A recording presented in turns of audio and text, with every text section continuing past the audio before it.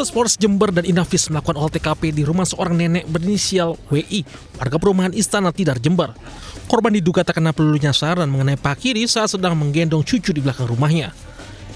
Pihak warga kaget mendapati peristiwa tersebut dan mempertanyakan dari mana sumber proyektilnya. Ternyata enggak, istri saya pulang dari rumah sakit bilang, "Mbak ini kena di omai."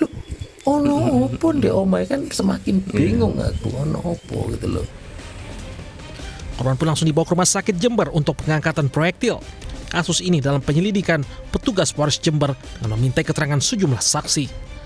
Polisi juga akan melakukan uji balistik dan proyektil yang bersarang di paha korban. Dari Jember, Jawa Timur, Bambang Sugiarto melaporkan. Pemirsa, puluhan preman dan anak jalanan yang terjaring razia di Cianjur, Jawa Barat disanksi sosial membersihkan masjid. Razia digelar untuk memberikan rasa aman dan nyaman selama Ramadan.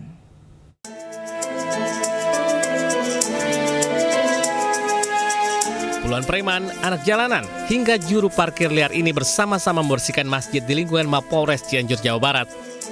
Seluruh sudut masjid, mulai dari teras hingga tempat wudhu dibersihkan dengan pengawasan polisi. Diketahui sebelumnya, para preman ini terjaring razia penyakit masyarakat di Terminal Pasir Hayam, Jalan Raya Sukabumi, dan Jalan Raya Bandung. Ya, buat kita sih buat pelajaran lah, buat lebih baik kan. Kita jualan sambil masjid. Parkir di jalan. Ya. Udah berapa lama? Baru 3 bulan. Dari 40 yang diamankan, 2 diantaranya terancam sanksi pidana karena membawa senjata tajam dan mengoplos minuman keras.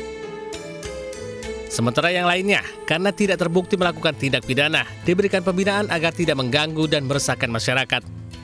Bagi yang tidak ada kaitan dengan pidana, baik pidana umum maupun pidana ringan, tentunya akan kita lakukan pembinaan dan kita akan memantau terhadap mereka. Apabila mereka masih melakukan hal demikian, tentunya kita akan konsisten melakukan penindakan. Razia penyakit masyarakat ini digelar untuk menciptakan rasa aman dan nyaman di lingkungan masyarakat pada bulan suci Ramadan. Dari Cianjur, Jawa Barat, Muhammad Andi Ihsan, Anyus melaporkan.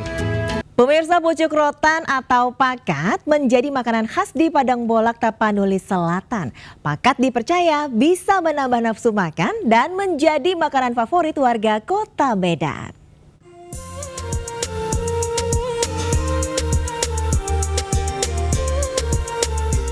Bulan Ramadan menjadi bulan yang berkah, tak terkecuali bagi pedagang pucuk rotan atau pakat di Jalan Letda Sujono, Kecamatan Medan Tembung, Kota Medan, Sumatera Utara.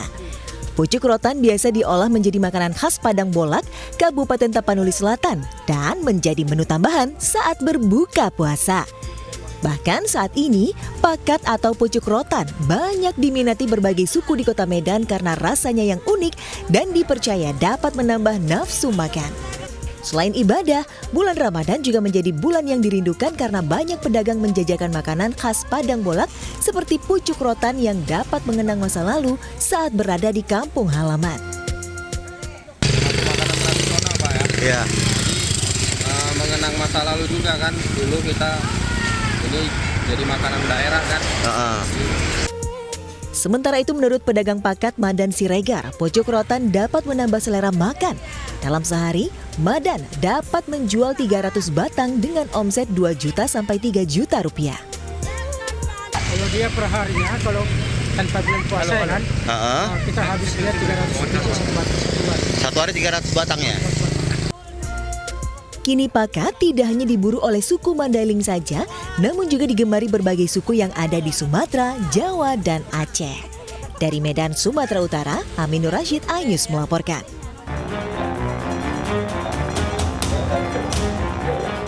Seorang perampok berpura-pura menjadi pembeli di sebuah toko jamu di kawasan Kebonjeruk, Jakarta Barat. Setelah memantau situasi, ia kemudian menodongkan sebilah celurit dan memaksa korban menyerahkan barang berharganya. Korban sempat melawan dan berebut senjata pelaku, namun pelaku kabur setelah berhasil merampas dompet korban. Setelah menerima laporan, polisi kemudian menangkap pelaku berinisial A di sebuah kontrakan di kawasan Ciledug, Kota Tangerang. Sementara pelaku lainnya ditangkap di kawasan Pondok Aren, Tangerang Selatan. Polisi juga menyita beberapa barang bukti, diantaranya 1 buah celurit, 1 unit sepeda motor dan pakaian yang digunakan para pelaku. Kami mengamankan kedua pelaku di daerah Pesanggerahan serta dengan barang bukti berupa 1 unit kendaraan roda 2 yang digunakan pada saat kejadian dan juga 1 senjata tajam yang digunakan oleh pelaku mengancam pemilik toko obat tersebut. Untuk saat ini kami masih mendalami untuk motif para pelaku melakukan kejahatan tersebut. Saat ini kedua pelaku telah ditahan di Rutan Mapolda Metro Jaya untuk menjalani pemeriksaan secara intensif terkait kasus perampokan. Dari Jakarta, Helmi Sanjabati News melaporkan. Pemirsa, motif asmara jadi pemicu pria Parubaya mengintimidasi 2 perempuan di Bandung Barat, Jawa Barat. Pelaku emosi karena tidak ditanggapi korban saat ingin menyelesaikan permasalahan asmaranya.